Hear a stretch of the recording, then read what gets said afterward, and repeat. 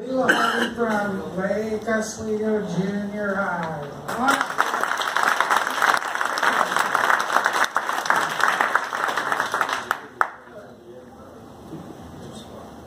Think about some of the most difficult and important choices in your life. Were they binary, like good or evil, love or hate, integrity or dishonesty? Or were they less black and white, more subtle tensions, like empathy versus apathy? Last year, my friends and I were sitting in the school lobby doing homework when the bell rang. The hall monitor politely asked us to go to our lockers. My friends dismissed her request and continued to do homework. She asked again and told them she would send them to the office if they didn't leave. My friends, as much as I love them, replied with a remark that never should have been said.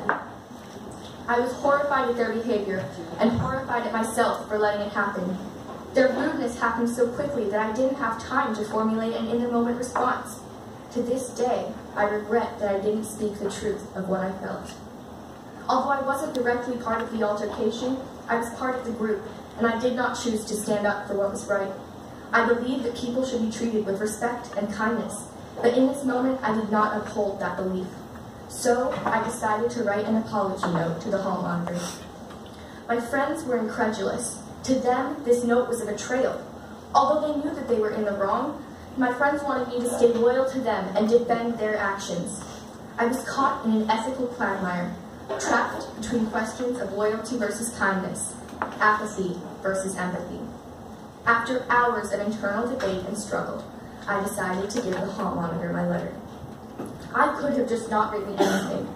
Life would have gone on. What made this such a nerve-wracking decision was the fact that it wasn't a choice between right or wrong, good or evil, cruelty or kindness.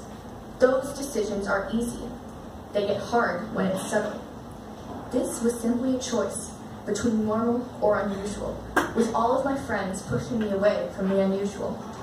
I had to make a decision that was fair, that balanced the values of my friends with the values of my community and what I knew was right. It was the smallest of moments, but it was one that I feel defined my character.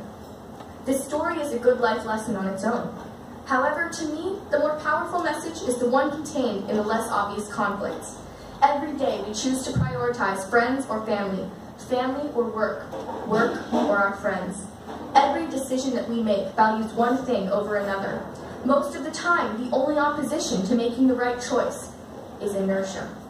We want to go along with the flow, do the easy thing, but in order to be a person who makes a difference, you must escape the boundaries of inertia, of peer expectations. You have to be willing to stand alone. In fact, standing alone can sometimes lead to standing together. When I gave this note to Miss Kaylin, my friends did not abandon me. Moreover, once she got my note, she went out of her way to be kind to us. This reversed my friends' belief that she was out to get them. They have newfound respect for her, and they even go so far as defending her when other kids act the way that they themselves did that day. The events of that day changed all of our relationships for the better. They built goodwill, and they strengthened my friendships. And although I feared that this day would ruin my relationships, it was, in fact, beneficial to all concerned. That day was a pivotal moment. It helped me realize how I want to behave in my life, be ethical, and participate in my community.